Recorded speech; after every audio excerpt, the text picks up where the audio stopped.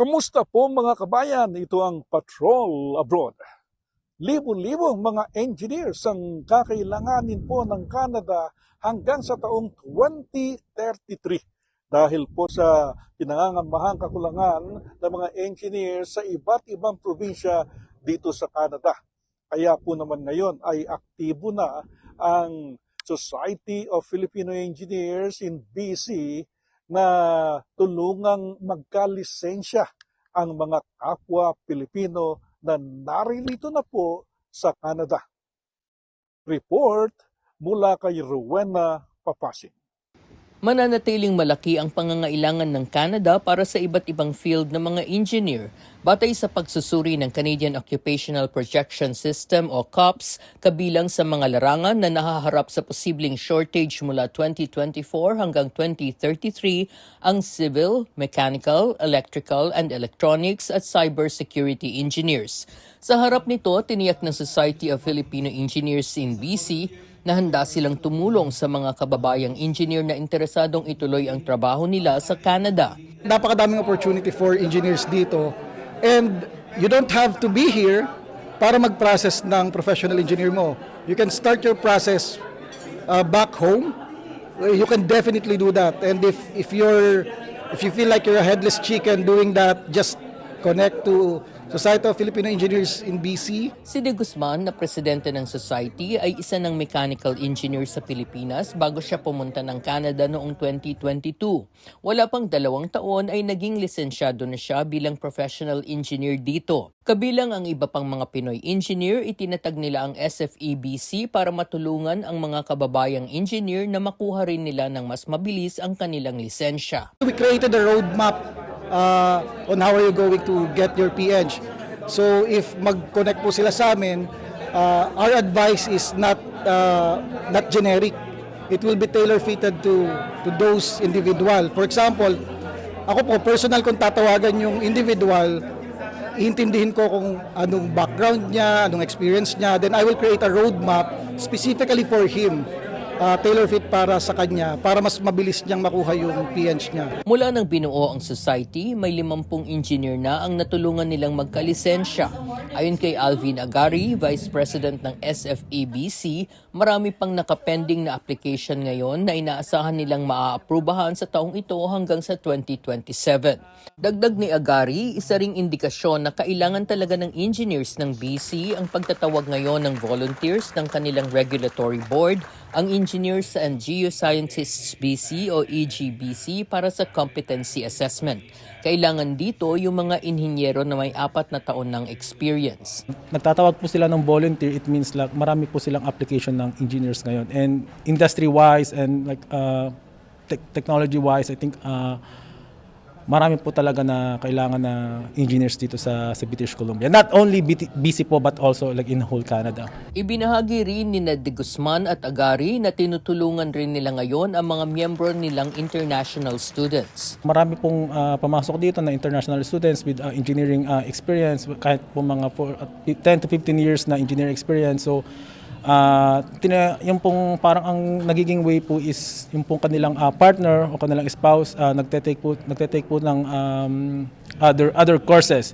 Then po yung kanilang partner nga po, sila po yung mga engineers. So ayun po yung tinutulungan namin na makuha din po nila yung license nila dito. So para makatulong din po sa kanilang everyday na living and sa kanilang application din po. We give this platform, network, mentorship sa kanila para makapasok sila sa engineering workforce. That's one.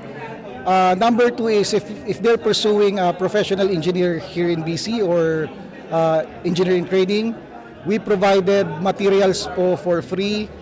We guided them, we review yung competency-based assessment niya, nire-review po siya ng mga professional engineers volunteers natin. Lahat po yun libre and we've seen a lot of international student na naging PH, naging EIT at nakabalik po ng engineering workforce through SFEBC. Kasama sa mga bagong miyembro nila si Rainier Gaco na dating mechanical engineer sa Pilipinas bago nag-international student. Natapos na niya ang kurso niya noong Hulyo at nagtatrabaho siya ngayon bilang building operator sa Vancouver. As of now, gusto ko ring mag-shift to more on construction kasi pagka nakapasok ako dyan sa construction firm, at least may chance na makapag-apply ako through BCPNP. As for now, since I'm still have 3 years valid work permit, yes, PGWP.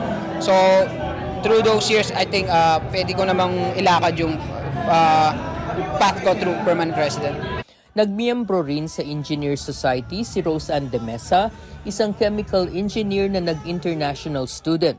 Computer engineer naman ang kanyang asawa pero hindi pa rin ito nakakapasok sa kanyang field dahil marami pang papeles na kailangan. Inamin ni de Mesa na may kaba pa rin sila dahil sa mga pagbabago sa immigration policies ng Canada. Actually, kinakabahan pa rin po kasi like on our case, since ako po pag nag-apply ako for PGWP or yung postgraduate work permit, so kasama ko po sila sa application. That's also a rule din po kasi na I need to have tier 01 or selected tier 2 and 3 jobs before ko po siya mai-apply as my dependent. Nagpapasalamat si de Mesa na nakakonect sila sa Society of Filipino Engineers dahil sa tulong na naibigay ng grupo sa kanilang pamilya. Sobrang laking tulong po nila, and even on the process of registration, yung networking, ano po yung mga documents na kailangan namin i-prepare, and events like this. So malaki po in a way na community level and also our professional level po. We know it already na pagpasok po dito talaga sa Canada, like 1 to 2 years, so medyo parang back to zero ka or back to from the scratch. Pero andito nga po si SFEBC para tulungan din po yung sila na para makakaroon po ng connection sa buong community ng engineering. Sa ngayon, umaabot na sa mahigit na 400 ang miyembro ng SFEBC.